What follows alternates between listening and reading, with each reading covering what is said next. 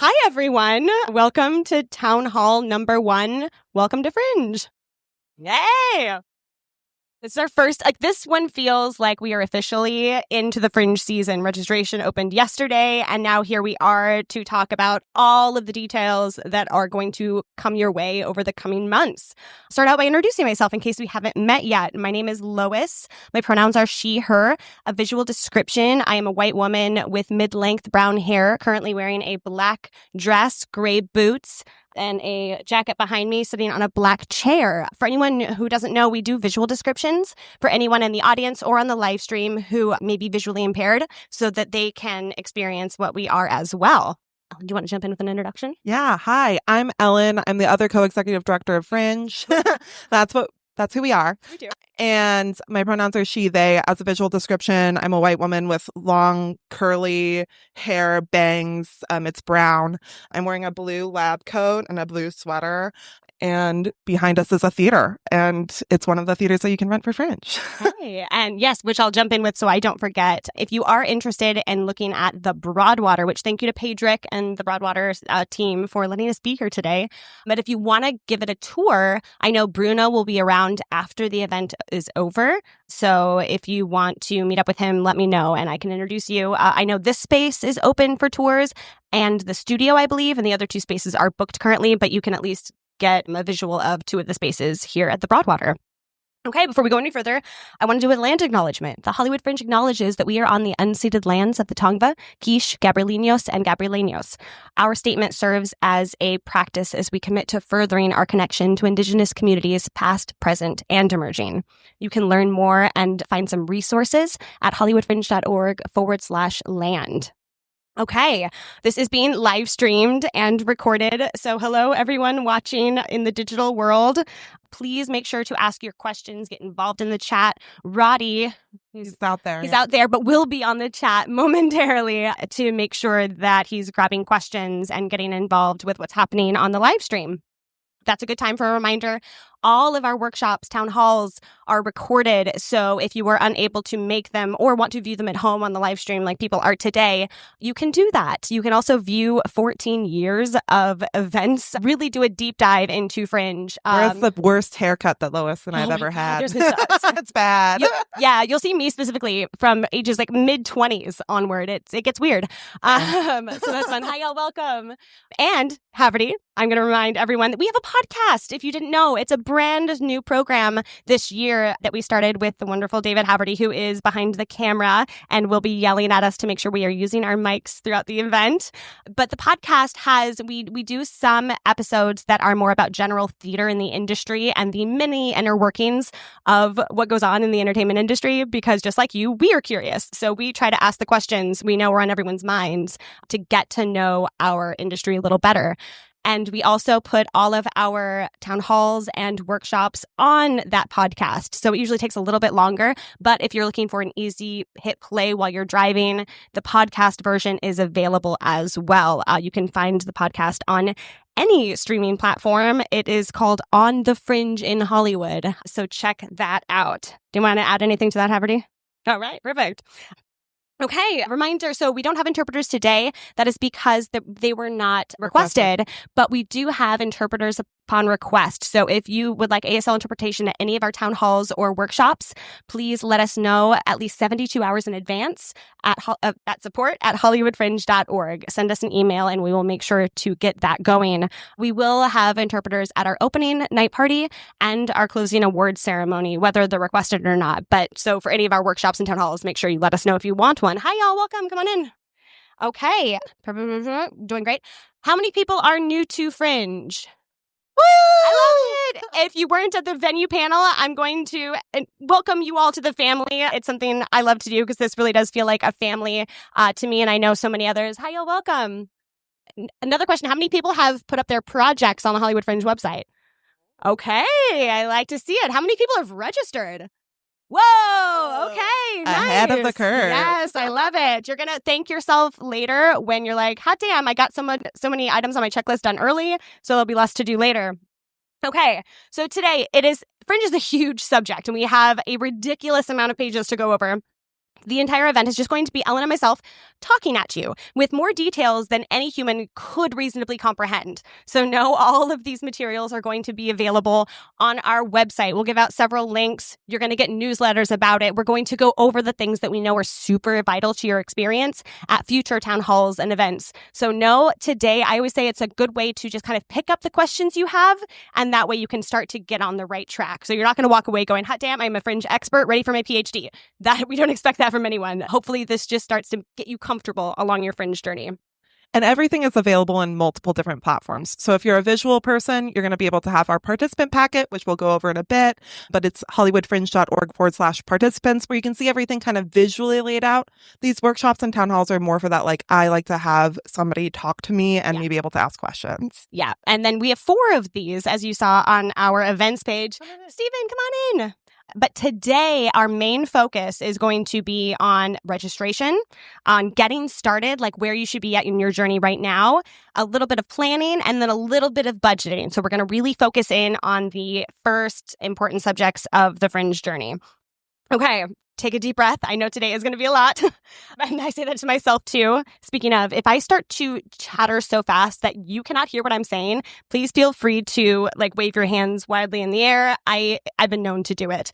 And maybe that's why it's very fast. Hummingbird. Our interpreters, God bless them, have had some notes about my speed of speech. Yeah. Okay. So remember, all of these resources available. I'm going to point out some of the biggies right now, y'all. Support.hollywoodfringe.org. That is what we call the supportal. It's going to have an article for every topic we talk about today: marketing, ticketing, budgeting, registration, Fringe venues, the Fringe zone.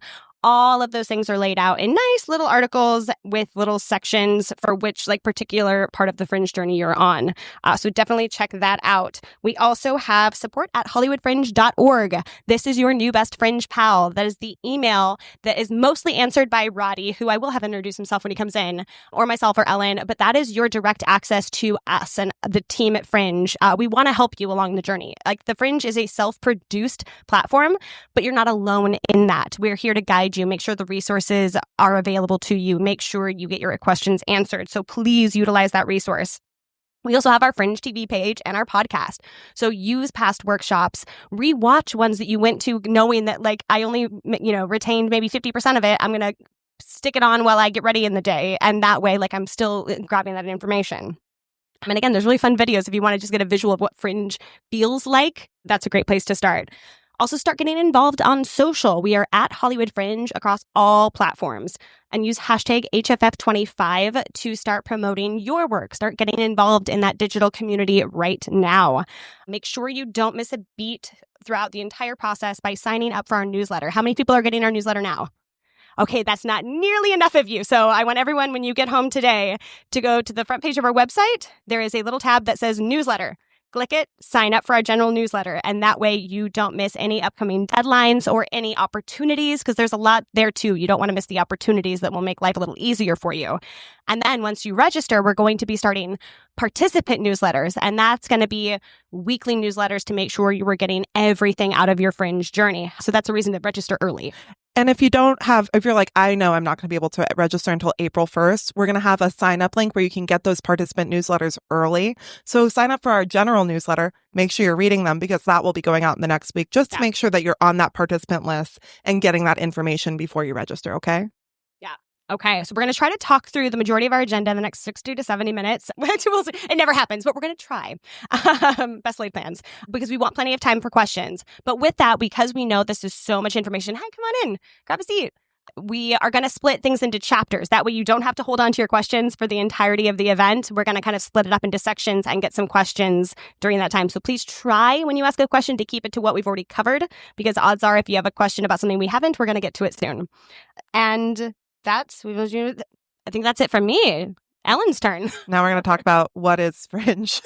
Because so many people come to us and they're like, what is it? And we're like, oh my God, it's so hard to explain. It's like because you make it so much of what it is. Community, and every Fringe is different. Has anybody here ever been to a Fringe festival before? Ours or a different one? Amazing. Can you amazing. Call out which of the ones are going to be all at once. I'm just so curious. Any of the Fringes you've been to? They're all around the world. Oh. New York, yeah. Yeah. I love it. Yeah. So A big one. Hollywood is very unique, and we operate so differently because there's 300 Fringe festivals around the world. We're a part of the World Fringe Network, and we all have similarities, but there's also some differences. Our big daddy Fringe, aka the first one, is going to be Edinburgh Fringe Festival, which started in 1947. There was this. Sorry, it's Haverty. I'm like so distracted. Okay, so in Edinburgh, imagine you're in 1947 and there's like this big international festival that's being curated, but nobody from Edinburgh is being chosen to be a part of this kind of like world showcase. So you're an artist and you create your own festival on the fringes of the city called the Fringe Festival. And now that's the largest uncurated performing arts festival in the world, and probably the largest performing arts festival, to be honest. It's so fucking huge. There's about 4,000 shows that participate at Edinburgh Fringe every year. And Hollywood is the best way to describe it. Yeah, it's so fucking huge. It's so overwhelming, and it's such a beautiful, beautiful time. If you ever are looking for like that, like really month-long, like artistic community from all around the world, it's a really great place to go.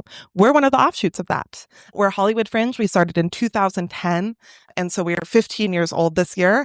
Our festival runs about 400 shows in about 20 to 30 different venues all around Hollywood.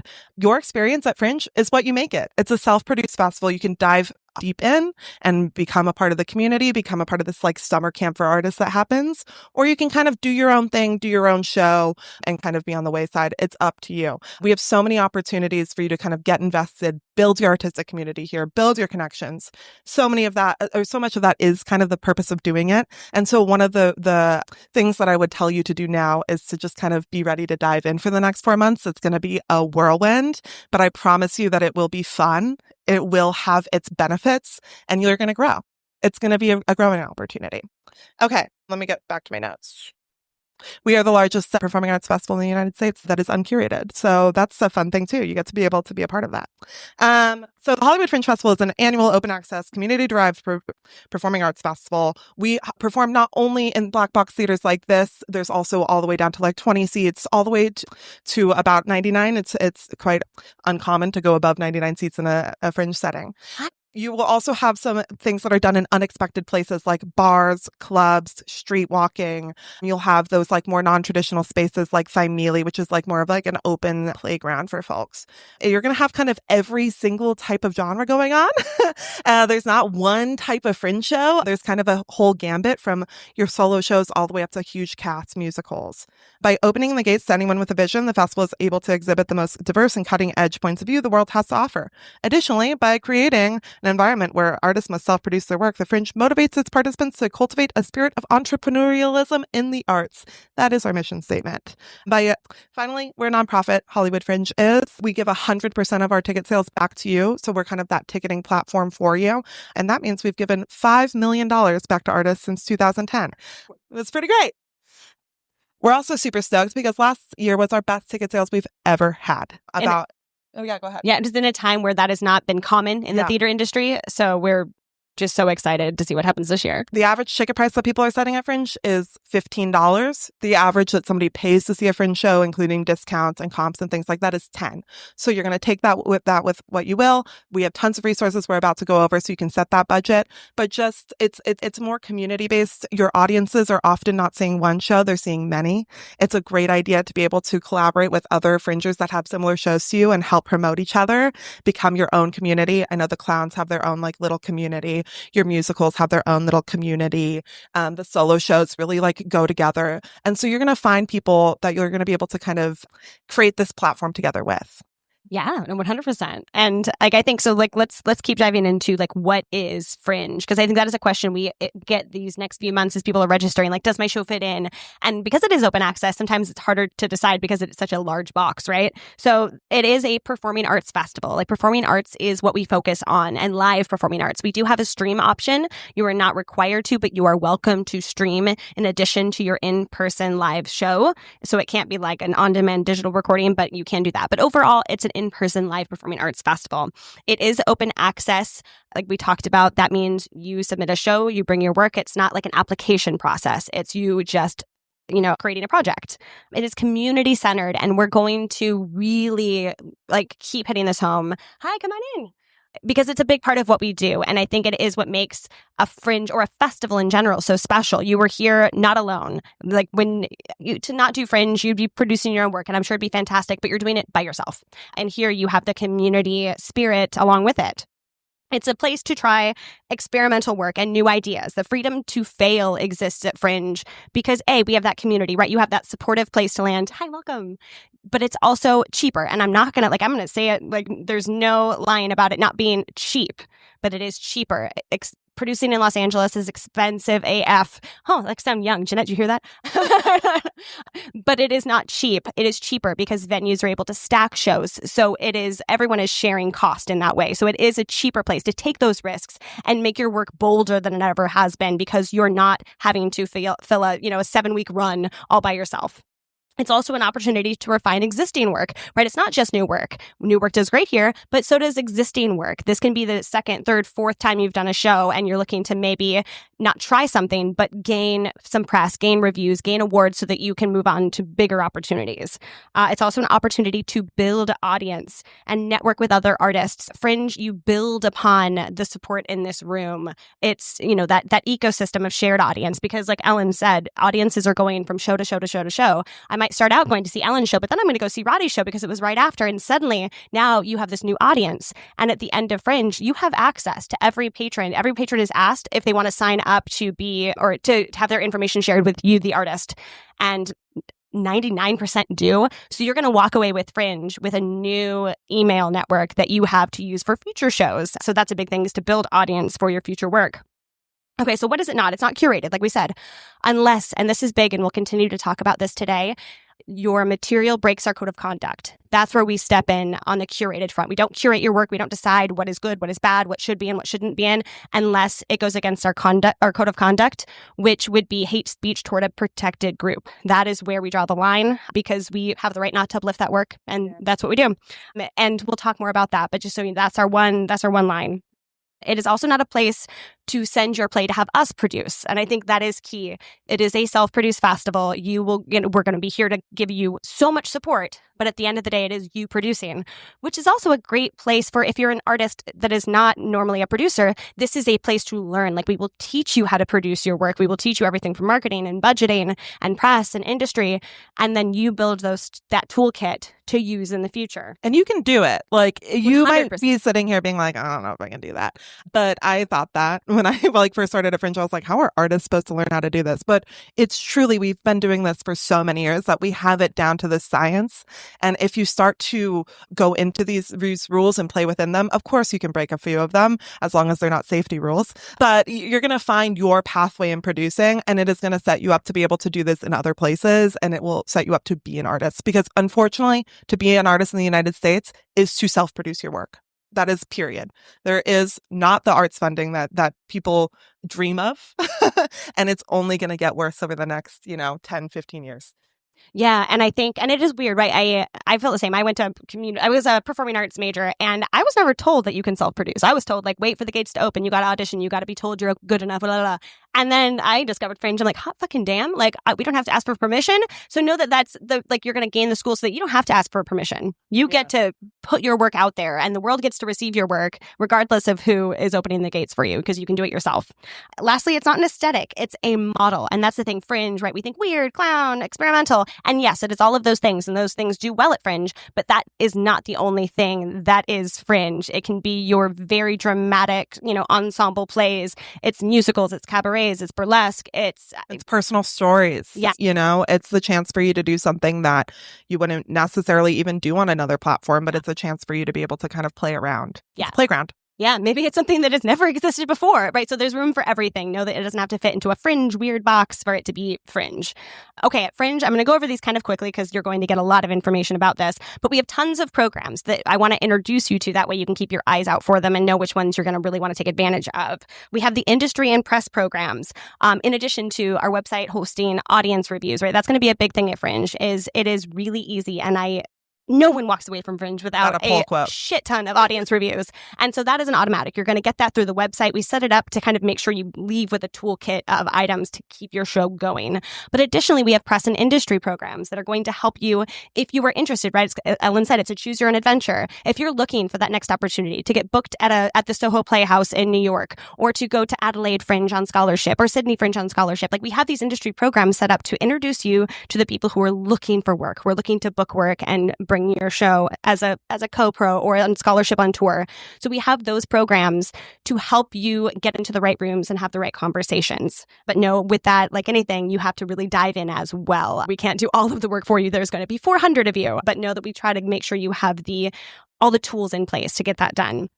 We also have the Hotspot program. Come June, you all are, of course, producers, and in your shows, you are also going to be seeing a bunch of shows. So we have the Hotspot program that allows both audience and artist to have cheaper meals, cheaper drinks, cheaper coffees all around Hollywood to make sure that when you stay in Hollywood for 10 hours a day, you're able to save some money on food and beverage. We also have a volunteers program that is, and artists volunteer all the time, and we are so grateful. We are a nonprofit. We really are kind of a bare bones nonprofit. Like we work out of living rooms to make sure that all of the money we have is going directly into artist programming and your pockets via like the scholarship programs and things like that. But we need help. We have a small team of 8 total, and only us are full-time. Everyone else is either part-time or seasonal. So we always love volunteers. And it's a great way if you're looking to learn more and kind of dive deeper. We welcome you. I see multiple volunteers in this audience, too. Raise your hand if you volunteered raise for your us. hand if you volunteered with us. Yeah, I know. He'll Stephen come in. Yeah. And thank you. Like literally, I know. Don't shy away. We couldn't do it without our volunteers. So anyway, if you're interested, hollywoodfringe.org/volunteers. We would love to have you. We also have our Access Advisory Board. This is huge in making sure that artists have a say in how the Fringe operates. We are big on feedback. We are not afraid to be wrong or make mistakes and be told as much. So we do go into every change or every new season with feedback directly from the artists we serve. We look at it as we're a service platform. We are here to uplift your work, uplift your story as an artist. Yeah. And so how can we do that without your feedback? So if you're interested in joining our Artist Advisory Committee, Artist Advisory Board, you can do that at hollywoodfringe.org/X. No, it doesn't. I forget. But you also, yes.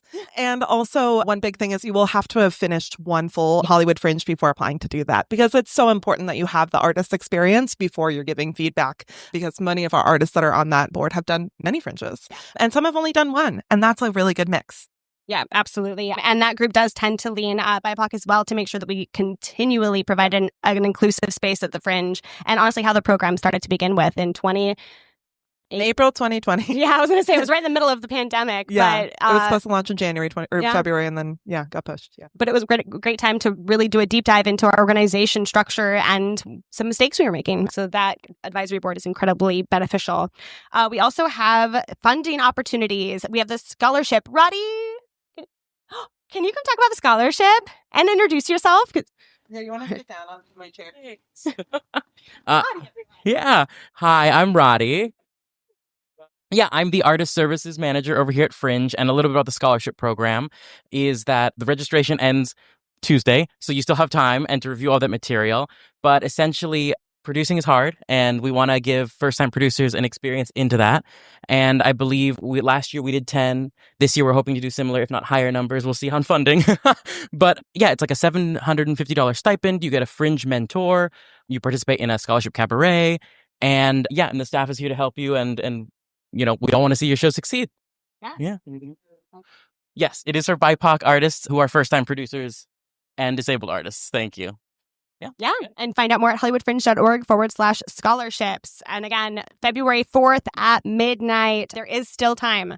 Okay, the last one, we have the Artist Fund. And y'all, we are about to dive into fundraising season. And we do this at this time of year because 25% of all of our fundraising in our membership programs go directly into Artist Fund. And we want to make sure that that money is not only going to programs that benefit you, but going directly into your pockets. So our Artist Fund applications for artists participating in this year's festival will open on February 10th.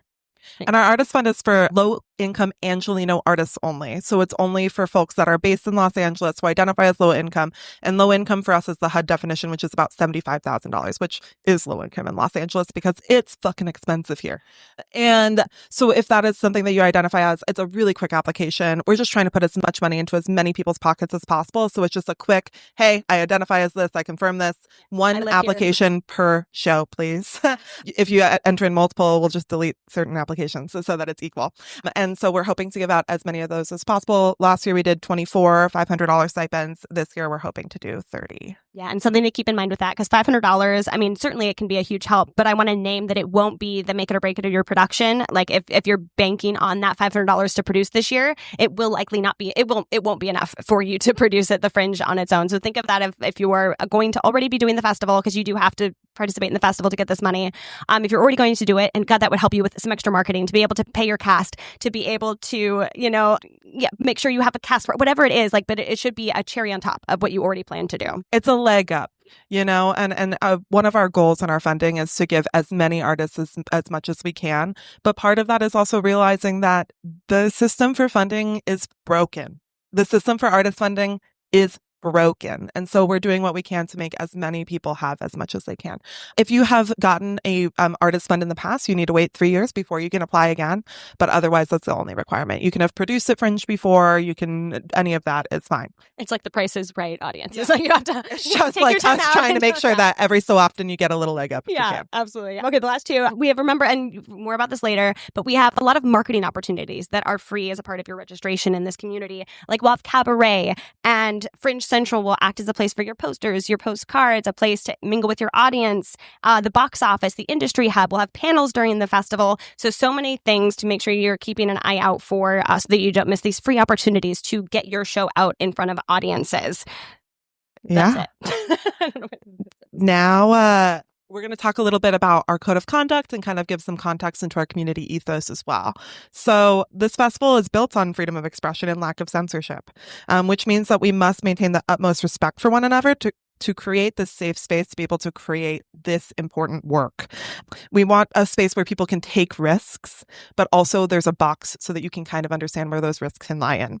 We don't censor your words unless they're actively harmful or hateful towards a protected group. For example, women, people of color, queer and trans folks, disabled folks, deaf folks, fat folks, religious folks. It's just not cool.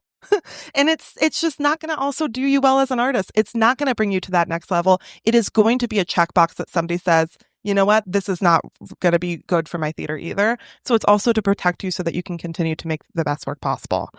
This limit is set by our Access Advisory Board. And so they work really hard to make sure that it is, of course, allowing for satire. So if you are a BIPOC folk and you're trying to make fun of your own community, it is very different than somebody coming in and making fun of your community and they're not a part of it, right? If you are a woman and you're making fun of trans folks, probably not the great idea, even though you think that I'm woman, they're women. It's a little bit different, right? If you're trans and you're talking about your identity as a trans person and then making fun of a woman that has a cis woman in a way that doesn't speak to your identity, also probably not great, right? So it's about checking in with yourself, checking in with your team, making sure that everybody is comfortable with the words that are being said on stage and that everybody kind of has that limit that they can kind of push to and have that kind of grading without completely disabling your production. I'm going to read these words because they're important. We have a very diverse community, one that often has more women and non-binary people producing than men. And we attempt to foster a community where these folks don't face all the gendered issues they typically face in every working environment. We're on a path to making Fringe more accessible. This sometimes means that we might use disability terms that you're not familiar with, or the interpreter might block your way of a show. But this is something that we can kind of take a beat with and understand that this is to benefit the community, and we can just have that little moment of uncomfortability. We're in a space that is committed to anti-racism, not only through our words, but through our actions. In many environments, people face microaggressions and racism on a daily basis. And at Fringe, we're actively working to keep these behaviors out of our spaces. We are radically aware of this, and this is something that we are really trying to make sure we, as a community, come in with the understanding about. We're fiercely protective of our community ethos and reserve the right to ask anybody to leave or to take a break at any time. This isn't to scare you, but to actually encourage you to take this path with us and to build the world that we all want to see. Yeah, and like the world is kind of shit in a lot of ways, right? Like I'm going to speak frankly, and I think the conversations I've been having with my friends, my family, my community is that community is so important right now, and so this has always been something that has been super important to Ellen and myself since we took over the festival in 2021. And we're fiercely protective over it. And now more than ever, this needs to be a space where everyone can feel included and safe and able to take these risks with their work, because these stories are so important right now. The work that you're going to be sharing this year is going to be important and needs to be heard. And so we need to provide this safe space in this community so that we can break those boundaries and really create cool, new, and impactful work. So yeah, it's exciting too, right? It's exciting to be able to have this space because you all deserve it. Okay, so along with our community ethos, we have a code of conduct that really lays it out, what is and what isn't allowed at the Hollywood Fringe. And we're going to read through it right now. The following is not allowed within the community: microaggressions, verbal and physical intimidation, hate speech and harassment, sexual harassment and assault, excessive consumption of alcohol and other legal substances, aggressive or illegal. Yeah, that one doesn't need to be said, but right, legal or otherwise. No excessive consumption, please. Aggressive behavior and disrespectful behavior. And obviously, I think these are pretty common, right? We know these are not only just for professional environments, but personal ones as well. But I think it's important to note that what we do is stressful. Producing a show takes a lot out of you emotionally, physically, mentally, and financially, right? And so there are moments where the community as a whole, when you're all going through Tech Week, no one is going to be their best self. And so these are the times to remember, like, it's the things being aggressive or being disrespectful. It's those stressful moments that are going to be easy to remember, to show each other grace and show each other love, because all of you are going to be going through hell at the same time. And this is not to say that you can't make a mistake or you can't go, oh my God, I can't believe that had that effect. It's about being able to be in conversation about our mistakes and be able to be in community and have conflict resolution, right? Conflict resolution is such an important part of words, of things that are going through. And as word crafters, it is so important that we kind of take that in and start to learn from, okay, this is how that's coming across. Yeah, absolutely. And when you're navigating the festival, in addition to the things that are absolutely not allowed, we ask you to be mindful of things like intention versus impact. Intention is what we aim to achieve by an action, but not always the result, right? Even though you may not have meant to cause harm, that doesn't mean harm was not caused.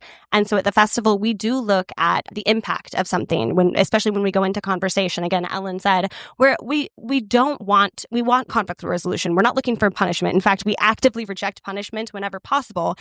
But the ultimate goal is still to make sure our community is safe and that harm is not being done. So think about that in conversation. We also have public versus private interaction that we want to point out because they're different. And I think it can get blurred incredibly easily here at Fringe because we talk about we're a community, we're a family, and that is all true. But it is still important to remember that you're going to have relationships at the Fringe that are closer than others. And at the end of the day, settings like this, settings like office hours or at your venue, these are still public settings and still a professional environment. So remembering that a conversation that you and your buddy are having in a public setting might not be appropriate. It might be appropriate at your home at a party, fine, but not in a public setting because what is overheard may still cause harm. So that's something to keep in mind. We ask, and you started talking about it already, but we ask if you make a mistake to bravely take responsibility for it. And we have so few issues at Fringe. Like, we say all of this now just to set the expectation of what is expected of you and what you deserve too, because it goes both ways, right? But we ask that, you take a deep breath. If a staff member comes to you because of an issue, take a deep breath. Let's walk together in conflict resolution as opposed to jumping to a defensive nature that exists in white supremacy culture that so many of us have been bred to exhibit. And so letting pride go out the window and saying, you know what, take a deep breath, take a moment to grow, and we all move on in a better space. Participating at Fringe is a privilege, not a right.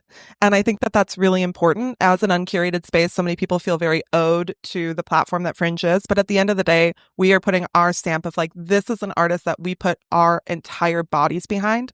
And I want you to also see that as we really believe in you.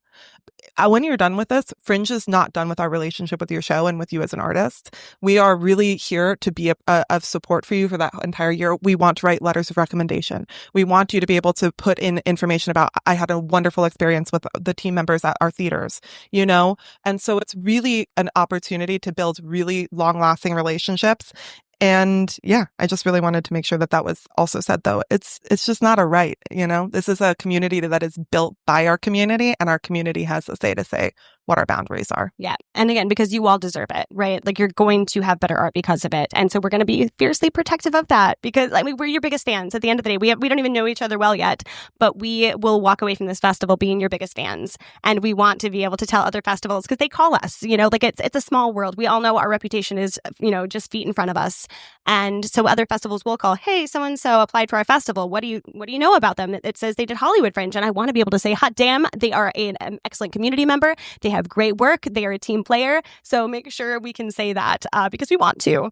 Lastly, if you witness any of what we're talking about here or see something, email us, conduct@hollywoodfringe.org, or if it's in person, even better to tell a staff member in the moment if you are able. It's always easier to walk through that in the moment, but always conduct@hollywoodfringe.org. We have a whole committee that looks at issues to make sure things are handled properly and with care. Remember, as a primary producer, your cast and crew are your responsibility. And that's the really big thing that I want you to take out of here, is that this is not the last time you should have this conversation, because you really have to have this conversation with your cast and crew.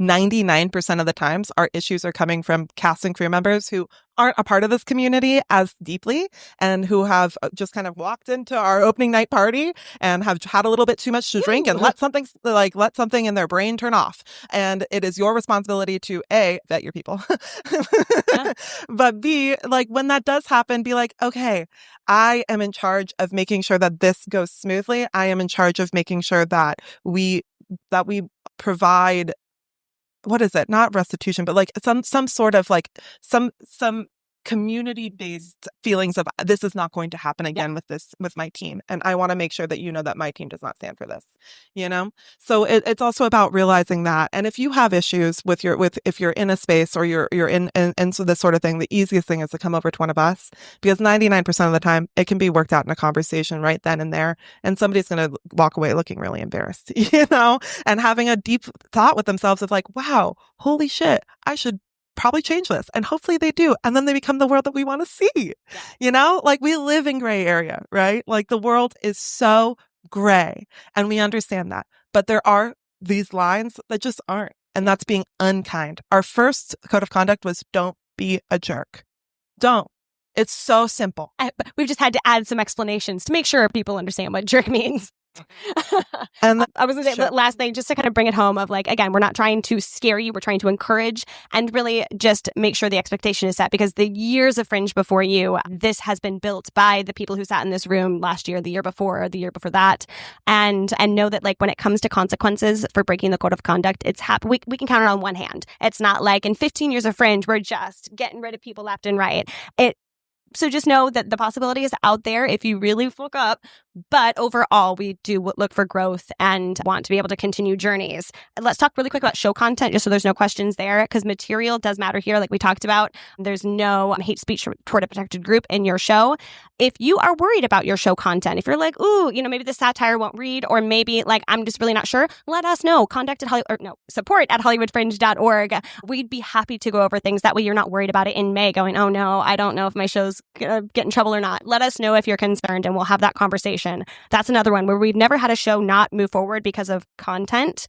We've had a couple conversations that were like, hey, there's this little piece here that's insensitive or really not thought through. And so we've had conversations that led to growth and a better show.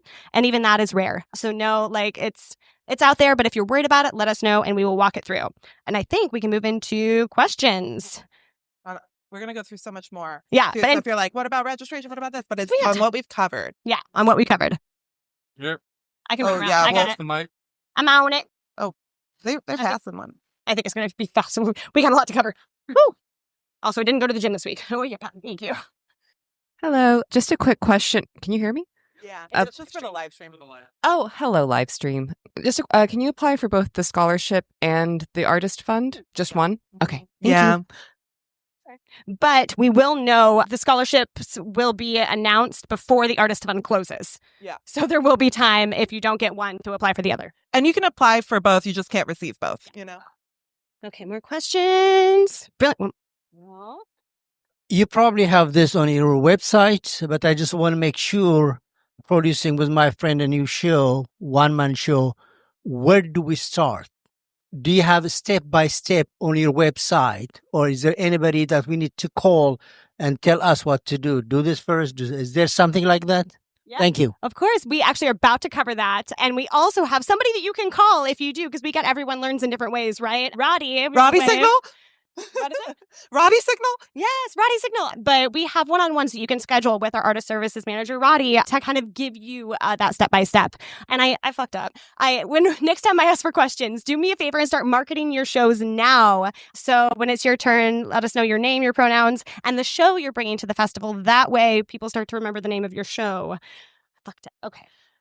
I think we're gonna keep going just so that we can just start to like power through what's going on. Am I blue or am I green? You're blue. Okay, thank you. We highlighted our sections. So we've got so many events coming up. You don't have to write down any of this because it's all at hollywoodfringe.org/events. So everything is there, but I'm just going to go through the types of things that you can expect. They're all free. If you're not planning to register for the festival, we ask that you do a $5 donation per event that you're going to, but if you're planning to register, they're free. They're a mix of in-person and digital. So some of them will be live stream only and some of them will be in person and live streamed, but everything will be recorded and posted afterwards because our whole idea is that we cannot accommodate everyone's schedules. So as accessible as we can be to your schedules, we're going to try and make that happen. Workshops are like more like we have a moderator and some award-winning producers who have just a wealth of knowledge to share with you about their experience. Town halls are just like this. Me and Lois are just blabbing at you. Our workshops are alternative BYOV venues at Fringe is tomorrow. So if you're thinking about having an alternative venue, something that's not in the traditional black box theater, this is a great panel to attend if you're like, I want to do something on that side of things. We've already had our venue panel, which was a couple of weeks ago, but don't worry, it's recorded. So if you missed it, you can go to youtube.com/HollywoodFringe and you're going to find all of our recordings there. Can I just add something about the BYOB tomorrow? So sorry. It's also, so if you're looking to bring your own venue, it can be a traditional space that's just not registered or a coffee shop or something less traditional. But also if you're doing an immersive or site-specific piece in general, we have all of our panelists are BYOV experts, but they're also immersive experts. So if you are doing an immersive show in a registered venue, feel free to pop into that workshop and they're going to have a lot of information to share about the immersive scene as well. In 2 weeks, we've got budgeting and fundraising. And so much of that is going to go over like crowdfunding, those like kind of more quick ways to fundraise right before the show is coming up. Anti-racism for white artists. That's a space for white artists to be able to talk about anti-racism in a safe space, be able to explore things and ask questions with some experts who have kind of gone through their own anti-racism process. We will also have a BIPOC affinity space available during the festival for BIPOC folks to come and be like, hey, this is how Fringe is feeling for me, and be able to talk with our Access Committee as well. We have marketing and ticketing, and that'll be all about how to market and ticket your show. That's a very important one, and it's a really fun one. How to tech your Fringe show. Super important. If you've never done a tech before, this is a great place for you to be able to come in. And even if you've done a tech but not in a Fringe space, it's just a great space for you to be able to come in. We have Fringe stage managers from different venues who will come and talk about how their venues work and also give you some hot tips on what to ask your venue manager if your venue tech is not there. We have festival expectations. That one is going to go over awards, industry, how to make the best of your May and June experience. So that's our last one, and it is just a raucous fun time. Our town halls are this one. We also have one about how to make your Fringe show accessible. So it's not just about wheelchair access. It's also about how to make these little changes to make your show as accessible as possible. There's so many things that we don't think about when it comes to accessibility that are free and easy to incorporate. And so it's just a great space to kind of start to get that language in your body if it's not within you already. Printed guide, ticketing, and press. That's where we're going to talk about all of those deadlines, all of those tougher subjects about like, this is how you proof your guide proofs. This is how you do all those sorts of things. And right now you're like, guide proof, what is that? We'll talk about it.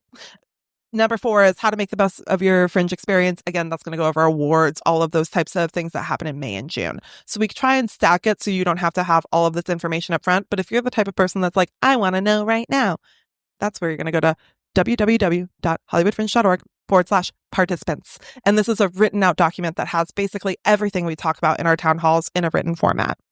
We also have web sessions. If you have difficulty navigating our website, this is a really great opportunity for you to be able to go and ask live questions. We have our first one about site navigation and project pages, about setting up that registration.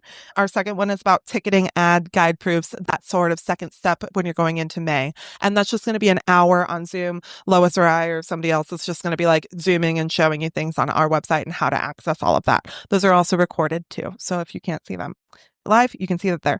All of these dates I just talked about are at hollywoodfringe.org/events. Please save that link. It's going to be so important for you. Our networking events are there as well, which is including office hours. Office hours are weekly meetups that start at in the end of March, but we have an off-season one. There's a Meet the Venues one in February 19th at the Broadwater Plunge. But office hours are just like meetups at bars where we talk about Fringe, we meet each other, we talk about our shows, we have a really fun time. You are not required to drink. So if you're like, I don't drink, please still come. Often they have food or mocktails available as well. And there's just relaxed settings for you to be able to meet your fellow participant and start to make those connections that we were talking about. Like, oh, I have a show that's similar to you. Let's market together. That sort of thing. They start at the end of March at about 150 people and they go up to about 250 people in the room at the same time. So they are overwhelming, but they're so fucking fun. And if you're like, I'm like not that social of a person, guess what? Me either. So you just come over to me and I'm going to introduce you to the nicest person that I know. And that's like the best way to be able to come. So please come, even if you're nervous. It's just such a great way to get to know the community. And the earlier you go, the easier that transition will be. Like, how many people are already coming to office hours? Yeah.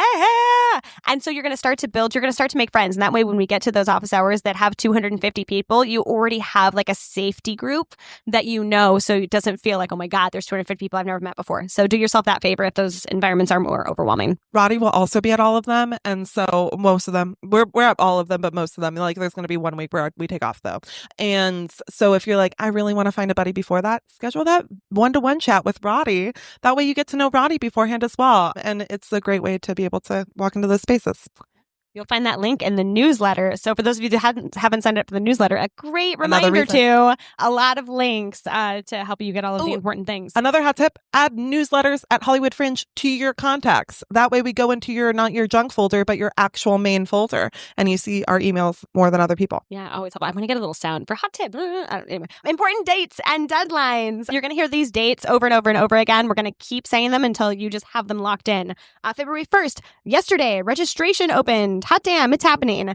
April 15th, that is going to be our registration deadline for the printed guide inclusion. If you want to be in the printed guide, which if you're paying the money, I think you do, make sure you are registered and have booked your venue by April 15th. On April 20th, the deadline for the guide proof deadline. Again, we're going to learn so much more, but keep that date. Like, don't schedule to be out of town on the 20th if you can avoid it. You're going to want to be able to make sure you can proof your guide proof. On May 1st, tickets go on sale. And then June 5th through the 10th, that is our preview week. On June 11th is the opening night party. It's an amazing time. Something to note, make sure you don't schedule, and the venues know this too, but no one should have a show scheduled on June 11th. That is the day we come together and celebrate our many achievements, just making it to that day. A giant party. Imagine like 800 people all kind of in celebration of the performing arts. It's so much fun. Yeah, it's amazing. And then June 12th through the 29th, that is the official 2025 Hollywood Fringe Festival, also known as our 15th year anniversary. We are teenagers, which is wild. And then We can almost drive. And June 30th, the awards. So it's going to be the Monday following the festival. It's going to be our awards ceremony. Again, all of that is going to get talked about in so much detail later. So we're going to jump right into, I think we can skip questions. Registration, right now. Yeah, perfect. Let's talk about registration. Okay, so there are 3 requirements. You create an online project. You book a venue. You can register before you book your venue, but like to be done with the registration process, you have to have booked your venue. And you have to pay the fee. Then you're registered for Hollywood Fringe, which is like, what? That's crazy. It's like very simple. You just create an online project, book a venue, and you pay a registration. They don't have to happen in that order, but all of those things have to happen. So the first thing, creating a project. I want to mention the category for a second. This is what can really stump people in registration. This is where you decide where your show is going to kind of fit best within our categories. Of course, you can fit into multiple categories. Most shows at Fringe can. But it's about the way that you want to market your show in the long term, because it's also your category that you're available for in our awards. So we have our community voted awards and our sponsored award, or our Discover Fringe Industry Awards. Our Discover Fringe Industry Awards, those are opportunities from our partners, arts partners, that will have extended opportunities like a run at a new festival or a marketing session with somebody who does theater marketing, those types of things. And then you'll have our community voted awards, which is like the Hollywood Fringe Award for a solo show, the Hollywood Fringe Award for blah, blah, blah. So we have new categories this year. So people might be like, what? This is so different. It is. So Gaslighting you. we wanted to break up some categories that were just way too big, and give some new places for people to do. So there's going to be cabaret and burlesque, clown and alternative comedy, comedic theater, which is going to be comedies that are theater, not comedy. Comedy and variety acts, that's where your stand-up set is going to go, Dance and physical theater, dramatic theater, events and workshops, immersive and games, musicals and operas, and solo theater. So those are our options for this year. The short description, when you're registering, you're like, what is this? That is for the printed guide. So your short description is what goes into any time we're pulling a short description for your show to market it. So say there's a reason, like we get a request that we need to pull something, we're pulling that short little description there, as well as for the guide proof. So that's what goes into our guide that has all of the show listings of what's going on at Hollywood Fringe. It's like 100 pages. It's amazing. And we distribute 2,500 copies of them all around Los Angeles. So it's really important that you have your like elevator pitch down to a science in that little box there. And you have until April 15th to do so. So for now, you can put whatever you want and start to kind of develop that as you're meeting people at office hours, as you're developing your pitch to people. Your long description is what goes on the website. You can format that however you want. There's not really requirements there. There's not like really like it has to look like this. It is your page. It's your landing page for your show, and it doesn't go away after Fringe is over. So it's a great kind of like web presence for your show as you kind of continue your journey. So there's like this registration wizard guides you through registration. So we have like little hot tips that are going through there. But if anything is ever confusing, you can always email what? I'm so sorry. That's like really loud. Support at HollywoodFringe.org. Thank you. And there's a couple of other steps that might be like, you're like, what is this? Tagging your project. This is like, so when we have like our search engine that goes live, well, it's live right now, but like with the past year, but there's going to be like all these little check boxes you can check that will give marketing or also accessibility requests, like information for your show. There's also this place where you can tag it with things that we didn't think of. So this is a place for you to get creative and create, but also think about the tags that are going to be most popular, because the most popular tags at Hollywood Fringe are the ones that show up the biggest. And the ones that show up in the top 30 are the only ones that show up. So if you're tagging it something that nobody else is tagging it, probably isn't going to work. But some common ones that people do are like queer is like a very common one. There's also like things that are more like descriptive, like comedy. #fun. Our favorite that is sometimes always there is apocalypse. I don't know why apocalypse is always a tag, but it always is. So if it isn't this year, then I don't know what we just went through. Shout out to Matthew Robinson, who I do believe started that trend. Oh my gosh. You're going to answer some like basic questions about yourself. And that's for us to write grants.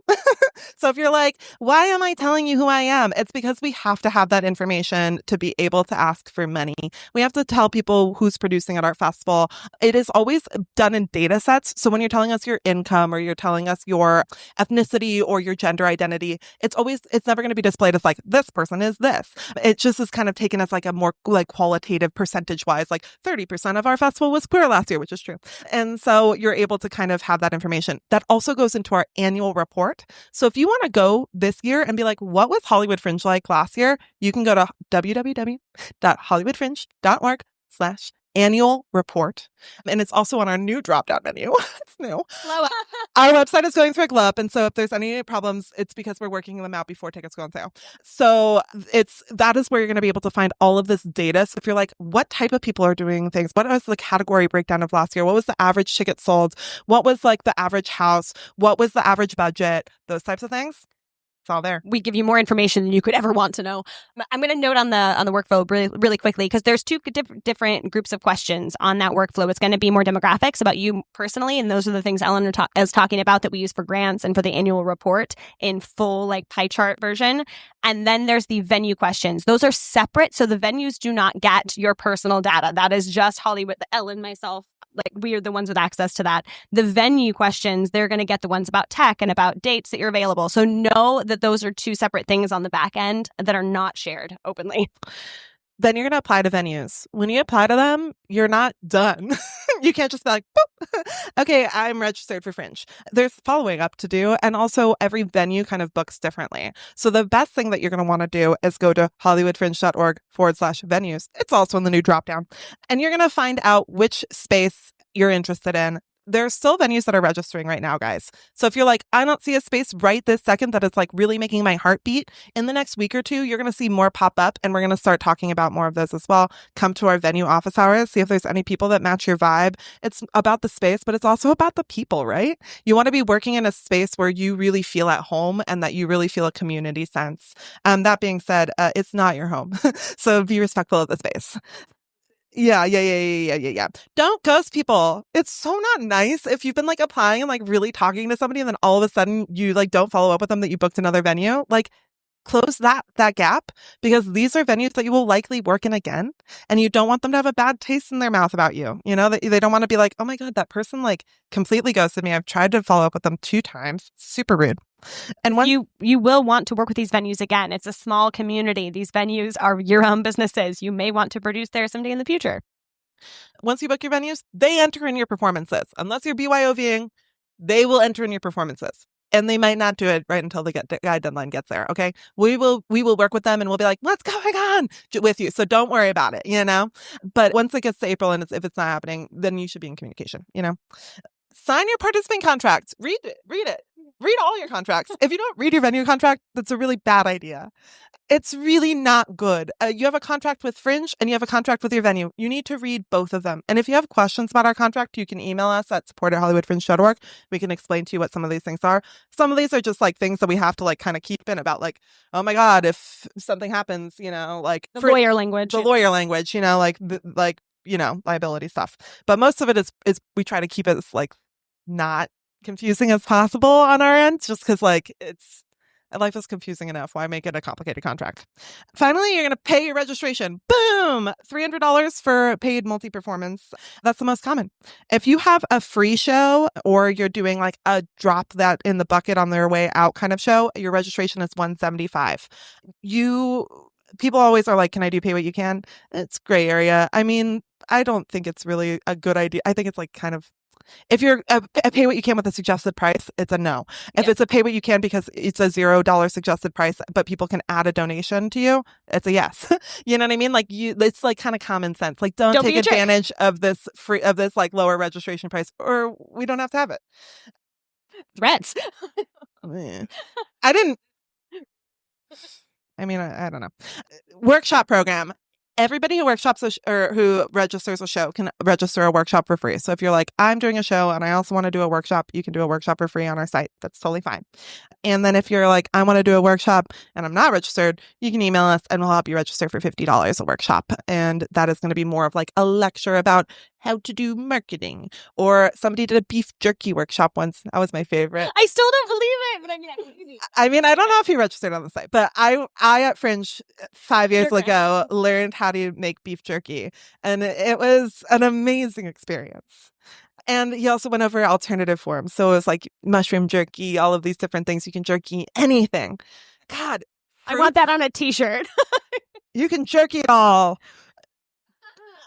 You pay that and boom, you're registered. You'll be automatically put into our participant newsletter. You'll have access to our participant packet. We have like this little video that is attached. So we're like, hi, here's all the things that you need to know. That type of stuff.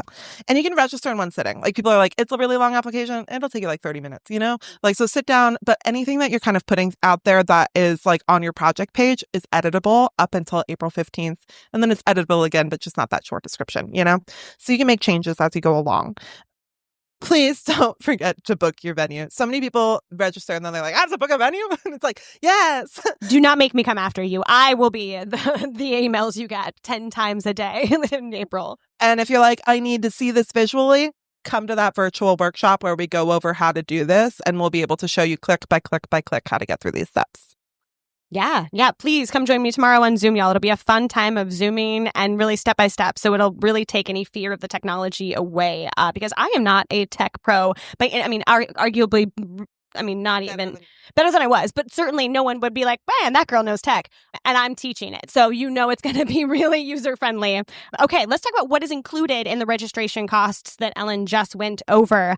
So it's your listing on the Fringe site, right? The website, which is the long description. And that's going to see well over 1 million hits in June alone. So definitely audiences are coming to that page. It's also your listing in the Fringe mobile app, just iPhone, not Android yet. I'm so sorry. Send complaints to support@hollywoodfringe.org. It's also ticket sales. So we, Hollywood Fringe staff, run the ticketing platform on the website, which means you don't have to deal with people who are switching days or need information. We are handling all of that for you. So you're not 20 minutes before your show trying to deal with audience requests. We have that. It's also the participant packet. And we're going to keep bringing that home because hot damn, it's at a page. How many times can I say hot damn in one day?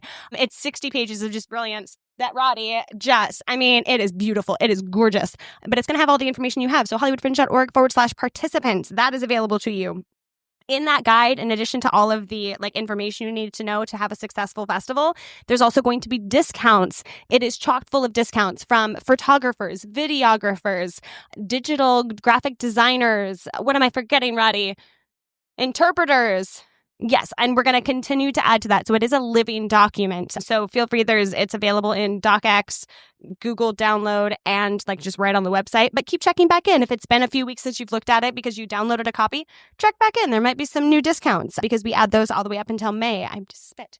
Okay, it's also discounted ads on the Fringe website and the Fringe guide. So your guide, the printed guide, is going to have a listing.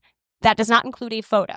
And you can actually check if you have a project page already, there's a little tab that says guide proof. If you want preview what that's going to look like, that's where you find that. So there's no image to your printed guide. If you want an image in the guide, there is a fee for that. But we do give 50% off to all artists at the festival.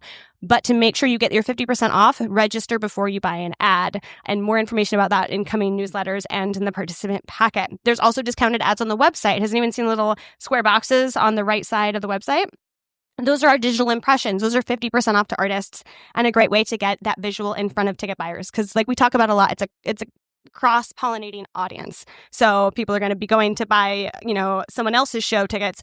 Oh my God, that looks amazing. So really think about your visuals because you want to grab people's attention. Also, it's consistency. So start with your visuals now. It's so important that you don't change your branding because that consistency is so key and it should start now. So really start to think about it because it takes somebody about 8 times of seeing an image before it processes in their brain. So you're going to need to start kind of putting it into people's brains starting in May when tickets go on sale. And even if it's just right, your image can change slightly, but keep the color, keep a font, keep a picture, whatever it is, make sure people can recognize it's the same show that they're seeing. You can have all the amazing advertisements in the world, but if you don't know you're seeing the same one, you'll never get the ticket sold.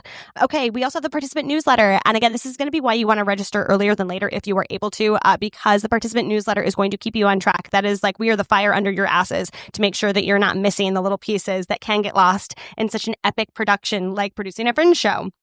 It also gives you qualification for awards.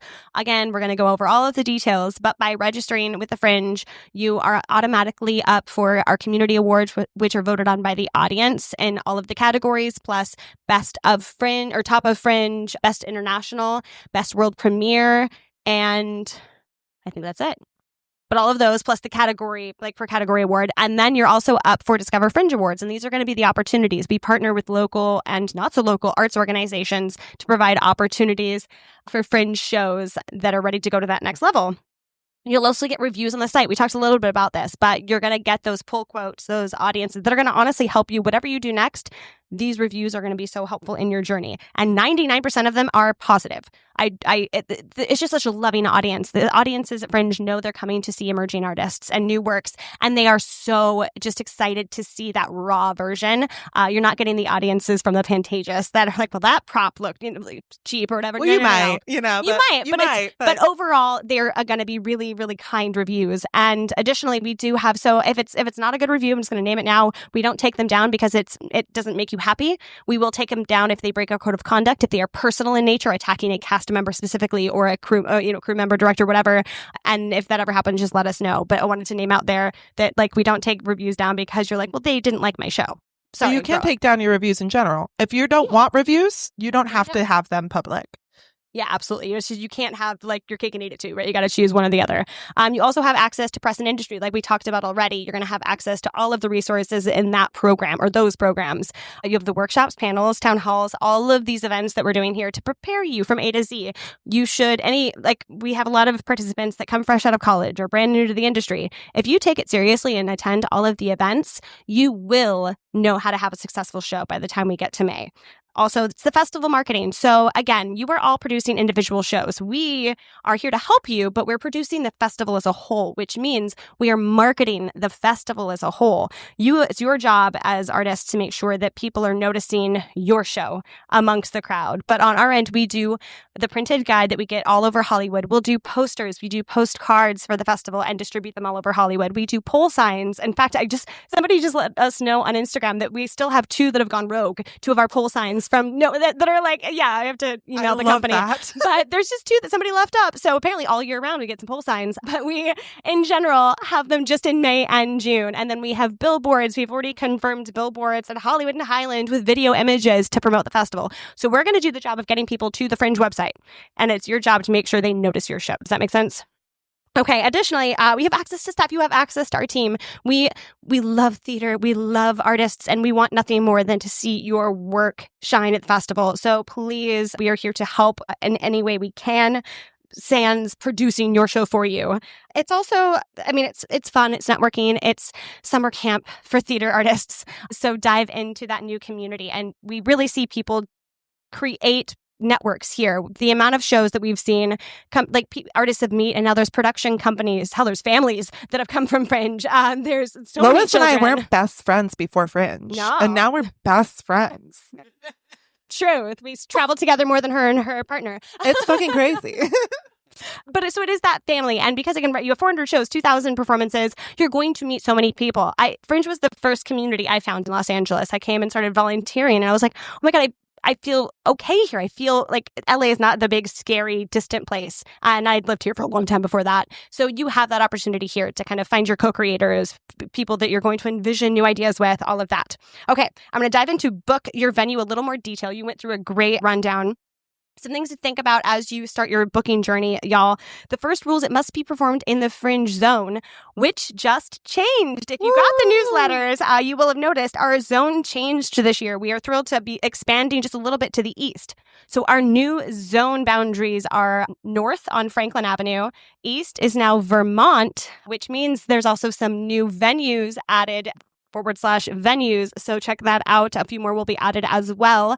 To the south, we have Rosewood, and to the west, we have Fairfax. So again, this is new. There's even a little map on hollywoodfringe.org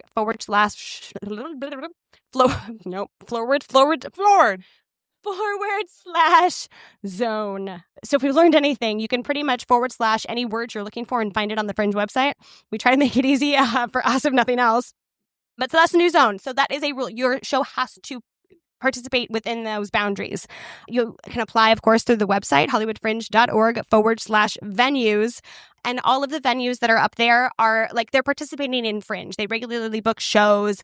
A lot of them have been doing it for 13, 14 years. They know what they're doing. You can certainly also book a venue that is not registered on the site, you're just going to have to wear that venue hat. So tomorrow's workshop will be super, super important if you want to run your own venue, because you're going to have more responsibility. I'm going to name it outright. It's totally doable, and some people adore that challenge, but you will be taking on 2 roles at Fringe, both producing your show and running a venue, even if it is just for your production. So maybe do it first, like maybe do a Fringe first before trying that on. Yeah. I think it's a second step. Yeah.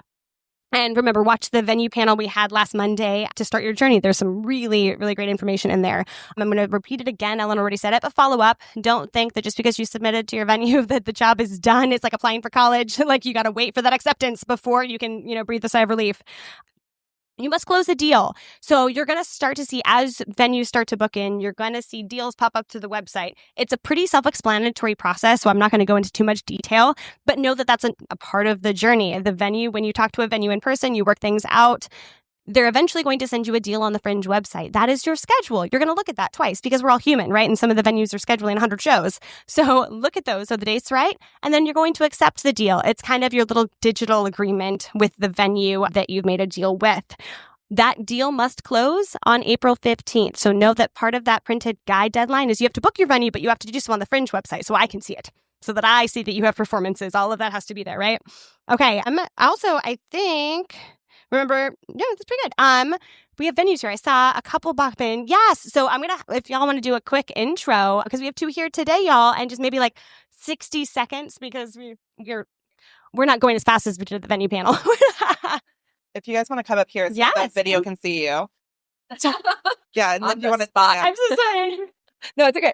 Hi, I'm Jen Crafts, and I represent the Madnani Theater, which is over there next to the McCadden on McCadden, and Thymele Arts, which is on Santa Monica and Western. Between the two of them, it's 5 different venues. We have everything from a grand 99-seat hall that can be either like a traditional space or immersive space. It's really cool, all the way down to like a 30-seat really intimate venue. Some of them are more traditional than others, and some are more fringy. So come check us out. And also we will at least have one more that's coming up that we'll be outing. It's called it's called Howard Fine Acting Studio. They are actually moving. They are an established venue, but they are moving to a new building. It's actually the old Sam Ash space that's across from Guitar Center on Sunset. It's going to be a nice 50-seat venue. They are literally building it from the ground up. It's like drywall right now, you guys. But they are moving in March, so it will be available for booking hopefully in March. And then we have got one that we're just waiting on the landlord to give us the okay, and then it'll be back. I really, really hope. But we're not talking about that one yet. So yeah, come talk to me. Hi, I'm Casey. I'm the assistant venue manager at the Zephyr and upstairs at El Centro. Yay, Zephyr. The Zephyr is a 74-seat, 3/4 thrust theater. We've been doing Fringe at the Zephyr for upwards of 10 years. My boss is very, very knowledgeable on everything Fringe. This is our first year we're going to be doing Fringe at upstairs at El Centro. It's located on Santa Monica and El Centro. Up some stairs. We've got 47 seats in there. It's 47 seats. We got all LEDs. We got some Marley flooring in there. If you have any dance numbers or anything, any physical activity in your show. Yeah, so talk to me. I've got some flyers and yeah. There you go. I'm sorry to miss you. Awesome. Thank you. All right. Perfect. Let's jump into your project page, and then we're going to take questions about all of this registration workflow, early steps. Okay, so your project page, and again, come tomorrow if you want to see it visually, how to do it. But this is going to be your hub for marketing your show and selling tickets. This is like a social media account meets your like your Eventbrite, right? It's going to have all of the things, because the key thing with Hollywood Fringe is we want you to have as much autonomy over your show as humanly possible. So you get the control right there at your fingertips. If you wanted to change your ticket prices day to day, you can. It won't be reflected in the printed guide at a certain point. But probably not good for marketing. No, don't recommend it. But you can add discounts every single day, or you can so you have at your fingertips full access to do anything on your project page that you see fit. You can post pictures, videos, trailers, and y'all please take advantage. So often I see one photo And right now it's fine, right? You're in the process of updating everything. But in June, I still see 1-2 photos. And that's why are you not giving your audience more? Like they want it. We live in a world of Netflix. People watch trailer after trailer after trailer before committing to something. So give your audience as much material as humanly possible. All the things we were talking about already, like show category, tagging your projects, short and long descriptions, all of that is in there, right? And again, you have until what date to finalize? Okay, friends, we love it. So nothing is locked in before that. Play around with it. Share it with friends. Like, hey, to your other your writer friends, like, will you look at my page? Does anything as a third party look, weird to you, or do you like it? Make sure you're also paying attention to your flags. Like, there's going to be a lot of options as you start. We'll talk more about accessibility, but really like dive into that page. I want you to get to know it because that is your window into your audience. So spend a lot of time there. Also worth noting, your category can also change. You don't do that on your project page, though. This one gets tricky. You have to go back into your registration, which there's a little button underneath your image that has your registration. So if you do want to change your category, you have to go back one step there, but it is very possible. Additionally, this is where you post your press releases. We'll talk more about that, but your press release there, because we register press at the festival, and they're going to go to your project page to get that information when they're writing an article about your show or considering going to your show to write an article about your show. And you don't have to worry about that until like April. No. Okay, so right now, if you're like, I need a press release, April. But learn where everything February lives. 2nd. Yeah. This will be where you collect reviews. So again, Ellen mentioned, I think this note is important.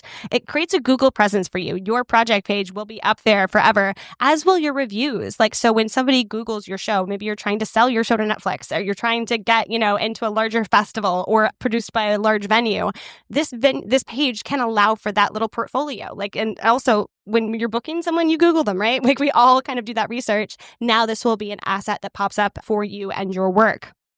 Additionally, your guide proof is available there. Again, there's a little tab, guide proof. We'll talk more about this later, but I think it helps to kind of visualize all these page functions. That way you can continually check in, just like we all check our social media way too often. Like do that with this. Add this to your daily check-ins if you're a social media person.